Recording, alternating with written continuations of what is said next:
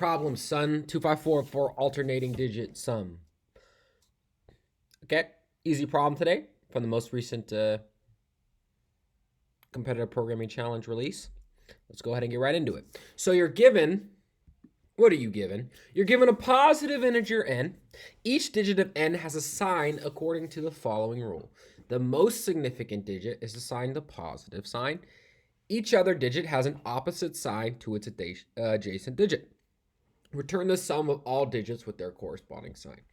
All right, so if you had, for example, 521, how would that work? Well, since the most significant digit gets the positive sign, it'd be plus 5, and then it alternates. So plus 5, minus 2, plus 1, which gives you 4. Right.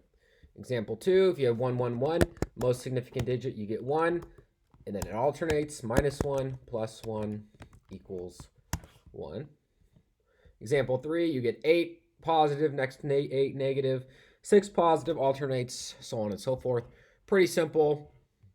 Large constraint on n, but don't really think that's going to be an issue. Okay, so how do we approach this? Well, I guess the easiest way would be to somehow take this n and then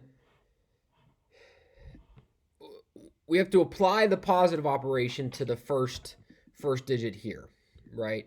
Now, one thing when you're dealing with numbers like this, a log n solution is, if you have any number like n equals this, if you want to isolate each digit, the kind of common process, right, is to say while n, right? If you wanted to get the last digit, you say n mod 10, and then n divided equals 10. Okay. So if you wanted to see this in this process in action, right? What this essentially allows you to do for this input, right, is you'll see that it'll print each and every digit out, right? We can isolate the 6 and process the 6. We can isolate the 9 and process the 9. We can isolate this 9 and process the 9, isolate the 6 and process the 6, isolate the 8 and process the 8, and isolate the 8 and process that 8, right? So this is a very common approach to processing each individual number in a whole number that you're given, right? To process each individual digit in a whole number that you're given. So you're going to see this code very commonly, right? If you wanted to process each individual digit of something, you say while n, you mod it by 10 to get the last digit, you divide it by 10 that way. In the next iteration, you can get the next digit. Okay. But the problem in here is, right, is that we want to alternate our sum. So when we do it this way, we end up processing it in reverse, right? We look at the 6 first, and then the 9, then the 9, then the 9, then the 6, then the 8. And we can't assume that we're going to be adding 6 or minusing 6, right? Because when we look at the 6 first, right, when we isolate just looking at the 6th, we don't know if it's going to end up being plus 6 or minus 6. Right, because if it ends up being minus 6, but you can't know that from just looking at the first number, right? Because since we're processing it in reverse. So what if instead we just assumed it was both, and at the end we just returned the case where it was positive?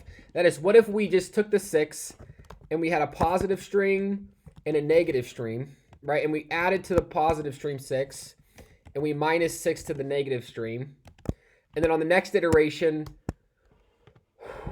The next iteration, what?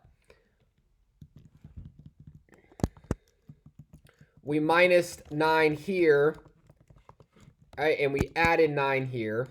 And on the next iteration, we added 9 here, and we minus 9 here. And then we minus 6 here.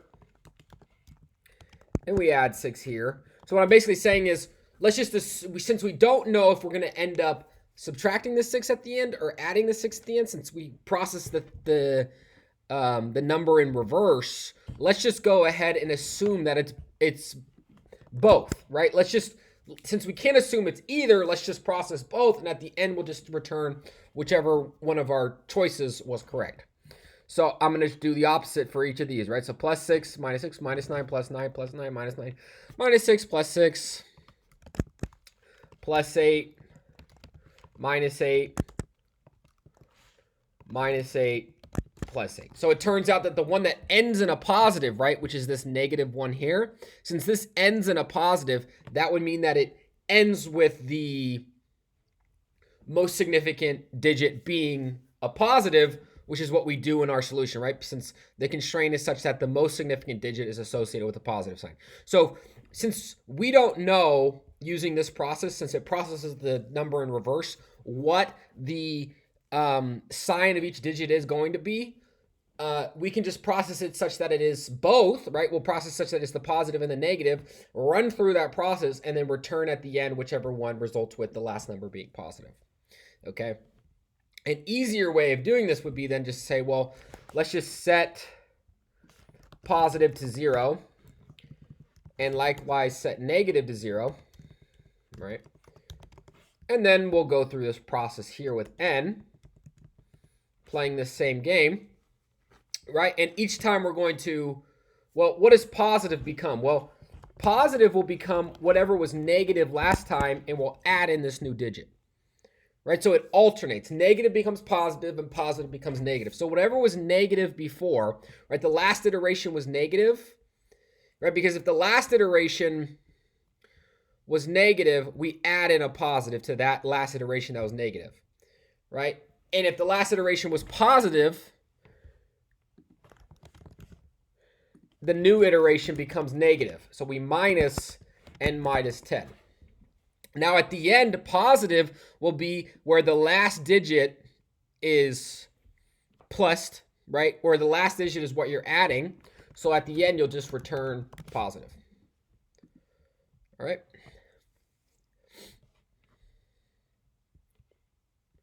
Oh, I called it pass. So I should always run a test case before you submit it because I just mess with my success rate. So there you go. So with this, right, I don't need to like convert this to a string or reverse this or try to like find a way to process each digit individually by converting it to a string and then walking through.